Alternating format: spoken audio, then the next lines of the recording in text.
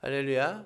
이 시간 함께 예배하는 저와 여러분들에게 우리 주 예수 그리스도의 은혜와 축복과 평강이 충만하시기를 주님의 이름 축복합니다. 코로나 사태로 인하여서 우리가 교회에 모이지 못하는 그런 기간이 2주간에 있었는데, 또 하나님의 은혜 가운데 우리가 그 2주간 동안에도 예배가 멈춰지지 않고 또 각 가정에서 온라인으로 드릴 수 있는 그 은혜가 있었습니다. 오늘 우리는 예배에 관해서 함께 말씀을 나눠보고 생각해 보려고 합니다. 어렸을 때 저는 친구를 따라서 교회를 나왔습니다. 그래서 저에게 친구를 따라서 교회를 나왔기 때문에 저에게는 예배를 드리는 것보다 예배가 끝나고 또 친구들과 함께 축구를 하고 또 밥을 먹고 이렇게 노는 것에 더 관심이 있었고 더 재미있었습니다. 그러다 보니 자연스럽게 예배는 저에게 있어서 지루하고 따분한 것으로 느껴졌습니다. 왜일까요? 왜 저에게 지루하고 따분했을까요? 그 예배가 빨리 끝나야지 제가 좋아하는 것들을 할 수 있었기 때문입니다. 그 예배가 빨리 끝나야지 제가 친구들과 함께 같이 놀 수 있었기 때문입니다. 그렇게 시작된 저희 예배에서는 점점 하나님은 없어지고 주일이면 당연히 교회 가고 예배하고 또 찬양단으로 섬기는 것이 제가 교회에서 당연하게 해야 될 일들이 되었습니다. 그래서 저에게 있어서 예배는 드린다기보다 일하는 것이었습니다. 어느새 나의 예배는 하나님은 없어지고 기계같이 습관처럼 드리고 있었습니다. 그런데 문제는 오늘날 많은 그리스도인들이 저의 어렸을 때처럼 그냥 습관처럼 예배를 드리는 것처럼 예배를 드리고 있다는 것입니다. 마치 우리가 주일날 교회에 나온 것만으로 예배를 드렸다고 생각하는 것처럼 말입니다. 우리에게 예배는 어떤 것일까요? 또 지금 이 시간 우리는 어떤 예배의 모습으로 하나님 앞에 드리고 있나요? 성경은 우리에게 예배에 대해서 이렇게 말합니다. 히브리서 12장 28절의 세번역 성경을 한번 읽어보겠습니다. 시작.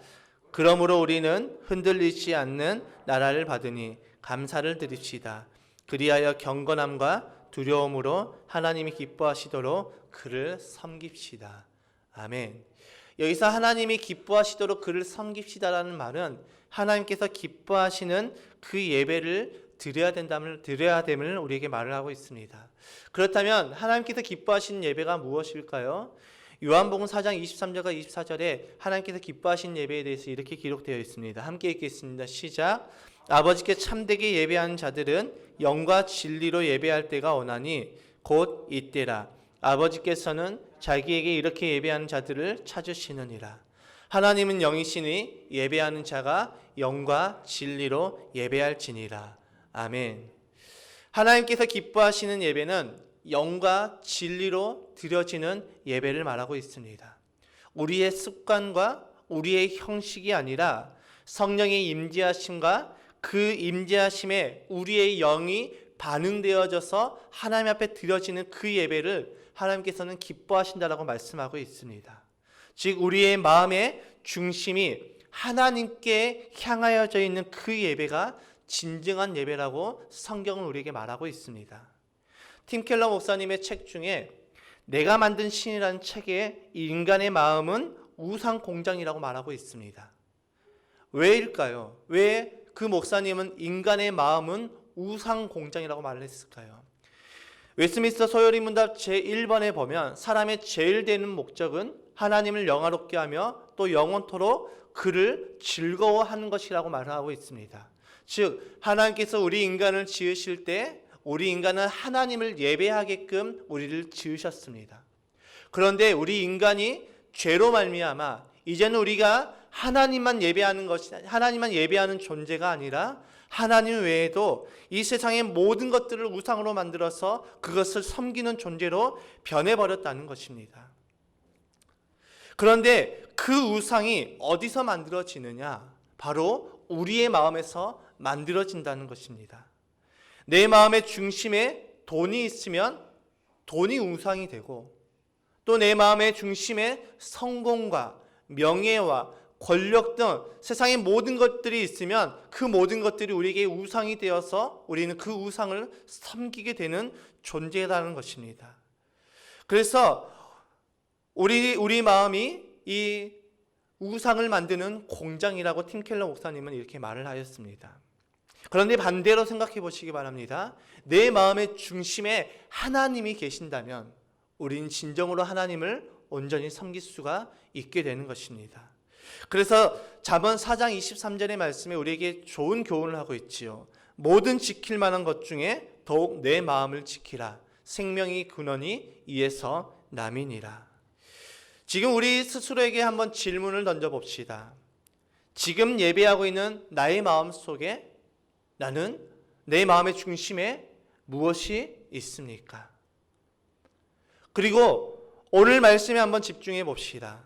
오늘 우리가 읽은 본문에서 극명한 차이를 보이고 있는 두 부류의 예배자가 나오고 있습니다. 첫 번째는 홈리와 비느하스입니다. 홈리와 비느하스는 오늘 본문에서 말하는 것처럼 엘리의 아들들입니다. 엘리는 그 당시 사사이자 제사장이었습니다. 엘리의 뒤를 이어서 이 홈리와 비느하스 역시도 제사장이 되었습니다. 그런데 그들에게 치명적인 문제가 있었습니다. 그 문제가 무엇이었습니까? 여호와를 알지 못했습니다. 우리 본문 12절의 말씀을 함께 읽겠습니다. 시작. 엘리의 아들들은 행실이 나빠 여호와를 알지 못하더라. 아멘. 이 홈리와 비느하스의 가장 큰 문제가 제사장임에도 불구하고 여호와를 알지 못한다는 것입니다. 왜 그들은 제사장이었음에도 불구하고 여호와를 알지 못했을까요? 아버지 엘리를 따라서 교회는 왔지만 하나님을 경외하지도 않았고 또 왔려고 하지도 않았고 습관을 따라서 교회만 왔다 갔다 하다 보니 그 결과 자신들의 직분은 제사장이라는 그 직분으로 높아져 있었지만 하나님을 알지 못했습니다. 여러분, 하나님을 알지 못했던 이 홈리와 비느하스에게 어떤 현상이 나타났을까요? 첫 번째는 그들의 죄가 점점 더 깊어졌다라고 말씀하고 있습니다. 하나님께 드릴 제물에 손을 대고 또 성적으로 타락하여져서 성전의 여인들과 성전에서 동침까지 했다라고 성경은 말하고 있습니다. 22절의 말씀입니다.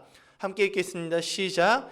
엘리가 매우 늙었더니 그의 아들들이 온 이스라엘에게 행한 모든 일과 회막문에서 수종드는 여인들과 동침하였음을 듣고, 하나님을 알지 못하였기 때문에 하나님을 두려워하지 않았고 그 결과가 어떻게 나타났습니까? 홈리와 비느하스에게 죄로 나타났습니다.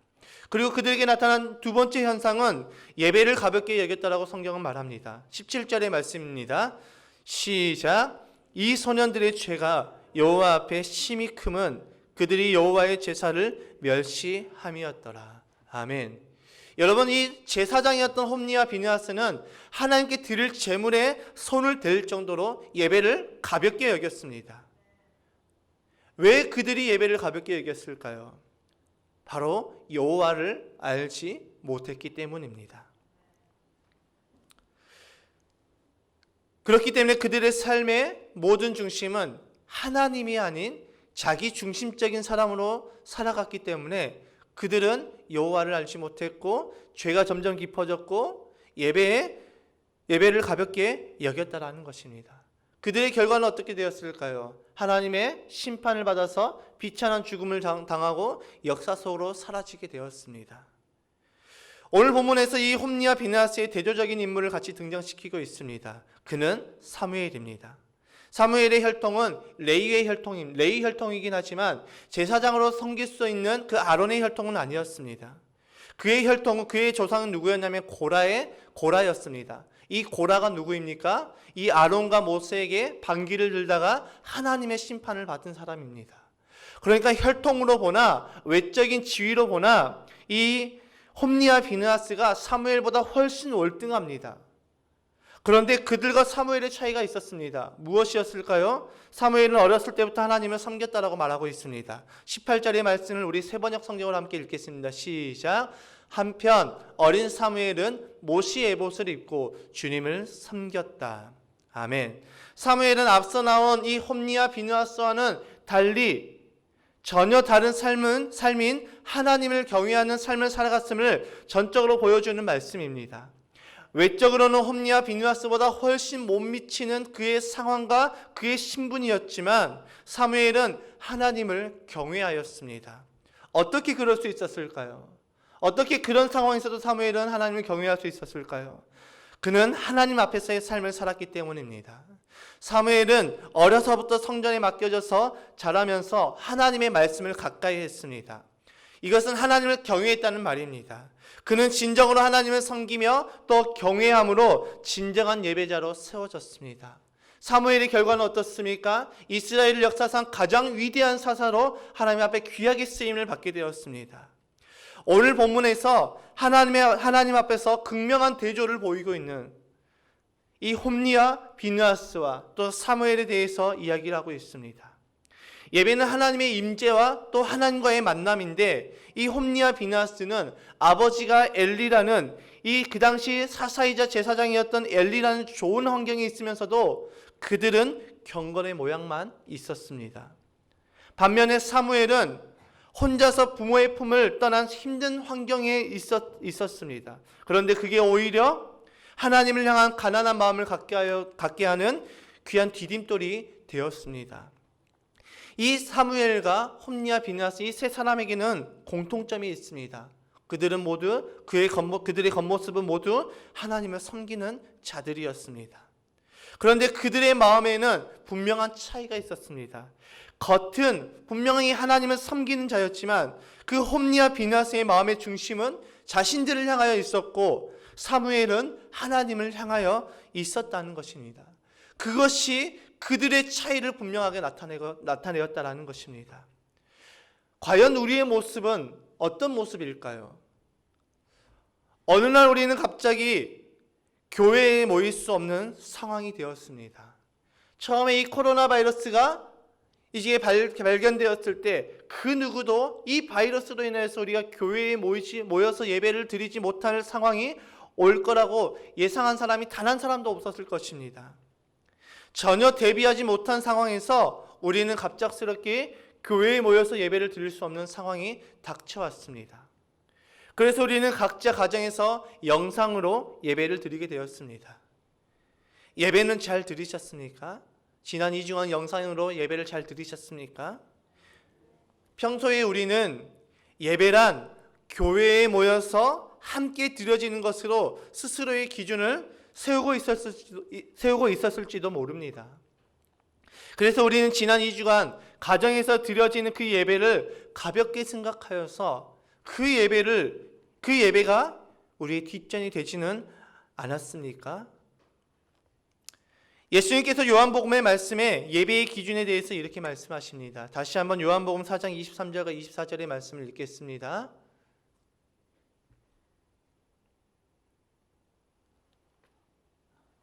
함께 읽겠습니다. 시작. 아버지께 참되게 예배하는 자들은 영과 진리로 예배할 때가 오나니 곧 이때라. 아버지께서는 자기에게 이렇게 예배하는 자들을 찾으시느니라. 하나님은 영이시니 예배하는 자가 영과 진리로 예배할지니라. 아멘. 이 말씀은 사마리아 여인과 또 예수님과의 그 대화에서 나타난 이야기입니다. 사마리아 여인이 예수님께 이런 질문을 합니다. 예수님, 우리는 어디서 예배를 드려야 됩니까? 예루살렘입니까? 아니면 사마리아입니까? 그 질문을 들으신 예수님께서는 이 예배의 기준은 장소와 형식이 아닌 영과 진리라고 말씀해 주고 있습니다. 그렇기에 지난 2주간 우리가 각 가정에서 드렸던 그 영상 예배 역시도 우리가 영과 진리로 드려야 될 그 예배였습니다.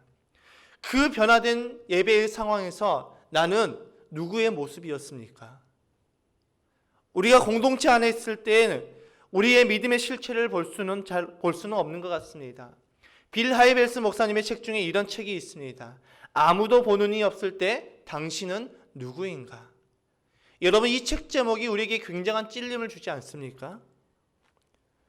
코로나 사태로 인하여서 예배가 중단된 상황을 바라보면서 하나님께서는 저에게 이런 감동을 주셨습니다. 어쩌면 지금의 이 사태가 우리의 그 믿음의 실체를 바라보게 되는 상황일 수도 있겠구나. 지난 2주간의 영상 예배를 통해서 우리의 신앙을 점검해 보는 시간이 되지 않았었나 저는 생각해 봅니다. 사랑하는 성도님들, 예배를 드리는 우리의 모습에서 누구의 모습이 발견되었습니까? 어쩌면 내가 홈리와 비느하스처럼 믿음이 있는 척, 경건한 척하며 살아가지는 않았었는지, 사도 바울이 디모데에게 교훈했던 것처럼 마지막 때의 경건의 모양은 있으나 경건의 능력이 없는 나의 신앙의 실체가 발견되는 시간이 되진 않았었는지, 우리 한번 지난 2주간의 그 예배를 통해서 우리의 모습을 되돌아보며 점검해 봤으면 좋겠습니다. 이번 코로나 사태가 겉으로 보기에는 예배의 위기를 불러올 수도 있지만 이 기회를 통해 진정 나는 하나님 앞에 예배자였는가를 점검해 볼 수 있는 시간이 되었습니다. 불꽃 같은 눈동자로 나의 중심을 바라보시는 그 하나님 앞에서 나는 어떤 예배자였습니까? 혹시라도 홈리와 비느하스처럼 예배를 가볍게 여기는 모습이 있었다면 우리 하나님께 회개하며 나아갑시다. 그리고 사무엘처럼 하나님께 영과 진리로 예배하는 자가 됩시다. 결론입니다. 여러분, 이번 코로나 사태와 같이 교회에 모여서 예배를 드릴 수 없는 날들이 또 생기지 않는다는 보장이 있을까요? 이번 사태를 통해서 우리가 하나님께로부터 우리의 믿음의 성적표를 받는 시간이 되었다면 이제 우리는 우리의 신앙을 되돌아보면서 고쳐야 될 부분들을 찾아 고쳐야 되지 않을까요? 우리가 예배를 드리지 못하는 상황이 오게 된다면 우리는 그때를 대비해서 지금부터 무엇을 준비하며 나아가야 될까요? 첫 번째로 말씀으로 돌아가야 됩니다. 우리가 잘 아는 어거스틴은 자신의 저서 고백록을 통하여서 이런 고백을 했습니다. 내가 알므로 하나님을 믿으려 했으나 내가 믿음으로 하나님을 알게 되었다. 여러분, 우리가 참된 예배자가 되기 위해서는 하나님을 알아야 하는데 그 하나님은 우리의 지식이 아닌 우리의 믿음으로 알 수 있다라고 고백하고 있습니다. 그렇다면 우리의 믿음은 어떻게 생길까요? 로마서 10장 17절의 말씀입니다. 함께 읽겠습니다. 시작. 그러므로 믿음은 들음에서 나며 들음은 그리스도의 말씀으로 말미암았느니라. 아멘. 여러분, 우리의 믿음은 다른 곳에서 생기는 것이 아니라 우리가 그리스도의 말씀을 통해서 우리의 믿음이 생긴다라고 말씀하고 있습니다. 이번 코로나 사태로 인하여서 우리의 주중 모임이 중단이 되어지고 일주일에 단 한 번 교회에 나와서 예배를 드리는 이 시점에서 우리가 할 수 있는 것이 무엇일까요? 말씀을 통독했으면 좋겠습니다. 성경을 통독했으면 좋겠습니다. 가족들과 함께 둘러앉아서 말씀을 통독하며 그 말씀을 통해 믿음을 굳게 지켜나갑시다. 그리고 가족끼리 모여서 하루에 10분이라도 하나님 앞에 기도하며 나아갑시다. 사도 바울은 디모데에게 말씀과 기도로 우리가 거룩해진다라고 이야기하였습니다. 말씀과 기도를 통해서 우리의 믿음을 굳건하게 지키며 거룩한 삶을 살아갑시다. 그래서 우리에게 어떠한 상황이 오더라도 우리의 믿음을 굳건히 지킬 수 있는 그 힘을 지금부터 굳건히 키워나가는 저와 여러분들이 되시기를 주님의 이름으로 축복합니다. 두 번째로 겸손의 허리띠를 맵시다. 여러분, 지난 2주간의 예배를 통해서 어쩌면 우리 신앙의 그 본 모습을 발견하게 되는 시간이 됐을 것입니다. 내가 믿음이 충만한 줄 알았는데 지난 2주간의 그 우리의 모습에서 우리의 연약함이 발견되지는 않았습니까? 그것이 무엇입니까? 그것이 무엇이든지 간에 하나님 앞에 나아가서 주님의 도우심을 구합시다. 나의 힘으로는 그 연약함을 이겨낼 수가 없습니다. 주님 앞에 내가 어떤 모습이었는지 고백하며 회개하며 겸손함으로 다시 주님을 붙잡고 나아갑시다. 그래서 어떤 상황이 우리에게 닥치더라도 하나님을 예배하는 참된 예배자로서 온전하게 세워지는 우리 모두가 됩시다. 세 번째로 거룩한 산제사로 드립시다. 로마서 12장 1절에서 사도 바울은 우리에게 하나님께 드릴 거룩한 산제사로 드리라고 교훈하고 있습니다. 이는 우리의 예배가 지금 이곳에는 함께 모여서 예배하는 이 한 시간만의 예배만을 이야기하는 것이 아닙니다. 사도 바울은 우리에게 거룩한 산제사로 드리라고 하는 것은 우리의 예배가 이 한 시간의 예배만을 이야기하고 있지 않음을 분명하게 말하는 것입니다. 우리가 주일날 모여서 예배하는 것도 굉장히 중요하지만 진짜 중요한 것이 무엇이냐면 우리가 이 예배를 마치고 교회 문을 열고 교회 밖으로 나가서 살아가는 그 모든 삶이 굉장히 중요한 것입니다. 여러분, 예배는 삶으로 증명되어야 됩니다. 여러분, 우리의 믿음은 삶으로 증명되어야 되는 것입니다. 여러분, 우리가 오늘 이 시간 가운데 우리가 예배자로서 온전하게 다시 한번 세워짐으로 말미암아 우리가 이 한 시간의 예배만 하나님 앞에 온전히 드리는 것이 아니라 우리의 모든 삶을 하나님 앞에 거룩한 산제사로 드릴 수 있는 저와 여러분이 되시길 주님의 이름으로 축복합니다. 우리의 삶을 하나님이 기뻐하시는 거룩한 산제사로 기꺼이 드릴 수 있는, 또 기꺼이 하나님 앞에 헌신할 수 있는 우리 모두가 되시기를 주님의 이름으로 축복합니다.